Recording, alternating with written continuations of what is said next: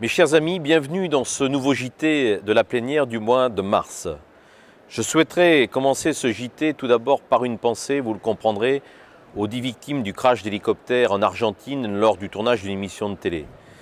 Des journalistes professionnels et des talents du sport français nous ont quittés. Nos pensées vont naturellement à leurs familles. C'est aussi dans ce genre d'épreuve que l'on voit à quel point les sportifs sont entourés par des équipes, des clubs, des amis qui ensemble formulent le support de l'équilibre d'un athlète. C'est à eux également que je pense aujourd'hui. Venons-en à l'actualité de cette session plénière marquée par deux sujets d'actualité, la fiscalité d'une part et la lutte contre le terrorisme. La presse a joué un grand rôle dans la révélation de tout un ensemble de pratiques fiscales que l'on dénonçait, mais qui se sont révélées au-delà de ce que l'on avait pu imaginer. Le Parlement européen devait se saisir du dossier. C'est pour cette raison que nous avons lancé une commission spéciale qui aura pour mission de faire toute la lumière sur ces pratiques et surtout obliger rapidement les gouvernements européens à enfin harmoniser leur politique fiscale vis-à-vis des entreprises. Mon ami et collègue UMP Alain Lamassoure en a pris la présidence et j'en suis particulièrement fier car notre famille politique a toujours été claire sur ce sujet. Nous pensons que la fiscalité peut être un formidable outil de croissance si elle est utilisée en faveur du développement des PME et du pouvoir d'achat de nos concitoyens. Mais nous devons lutter de toutes nos forces contre l'évasion et la fraude fiscale, contre toute orchestration malsaine de la fiscalité. Entre partenaires européens, nous devons également animer une large coopération fiscale et non pas nous tirer une balle dans le pied. Tant de projets d'avenir et tout notre modèle social souffrent d'un manque de financement. Les États doivent donc récupérer ce qui leur est dû pour continuer à prospérer. Au début de son mandat, d'ailleurs, Nicolas Sarkozy s'était battu contre les mécanismes frauduleux employés par les paradis fiscaux. Il avait été ferme et avait réussi à imposer un changement de paradigme. Inspirons-nous de cette force au sein de l'Europe. Comme nous le proposons depuis maintenant des années à l'UMP, nous avons tout à gagner à harmoniser notre fiscalité au sein des 28. Donnons l'exemple et rapprochons-nous d'Allemagne en faisant converger nos modèles. C'est pour moi une des solutions de long terme.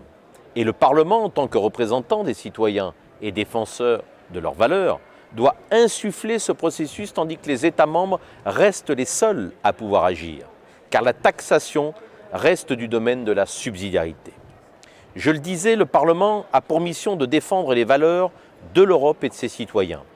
Au nom de la sécurité et de la liberté, deux valeurs chères à mes yeux, nous avons reçu ce mardi à Strasbourg le roi Abdallah II de Jordanie. Le roi a d'ailleurs lancé un vibrant appel à l'unité, seul à même de nous mener à la victoire face aux barbares de Daesh. Combattre ces terroristes pour le bien des générations à venir. Voilà les mots que je retiendrai de son intervention. Ce groupe terroriste et ultra-violent est une menace mondiale. La guerre dans laquelle il nous entraîne la sera tout autant. Nous devons être capables d'identifier, de parer et de répliquer face à la menace terroriste. C'est pour cette raison que je me bats en faveur d'une réforme de Schengen et du PNR européen, comme je vous en avais parlé il y a peu. Il y a quelques semaines, nous étions encore les seuls à défendre ces réformes. Aujourd'hui, la gauche semble commencer à réaliser l'absolue nécessité d'apporter des réponses sur notre sécurité. Je regrette de voir des contradictions entre, d'une part, le ministre de l'Intérieur Bernard Cazeneuve, qui souhaite voir enfin un PNR européen, et le groupe socialiste au Parlement européen qui freine des quatre fers toute réforme à ce sujet. Je regrette également que cette prise de conscience n'ait pas eu lieu pour notre politique étrangère. Nous sommes présents parmi la coalition qui bombarde les terroristes de Daesh. Nous sommes également présents en mer avec notre porte-avions avec les Américains et les Britanniques. Mais quelle est notre stratégie au fond? Il y a une place à prendre dans la lutte contre le terrorisme mondial. Personne ne s'affiche comme fer de lance dans la lutte contre Daesh. Est-ce par la crainte de représailles terroristes? Ne serait-ce par là un aveu de faiblesse? La cohérence fait substance et la France n'étant plus à l'initiative va vite tomber dans les travers de la cohérence. Il faut, et c'est un engagement personnel, complètement réécrire, repenser et surtout redessiner la politique étrangère de la France. Nous avons un rang à défendre sur la scène internationale. Je continuerai à me battre pour une France qui assume ses responsabilités internationales et qui agit pour protéger ses citoyens. Mes chers amis, rendez-vous pour la prochaine édition de ce JT de la plénière le 30 mars prochain.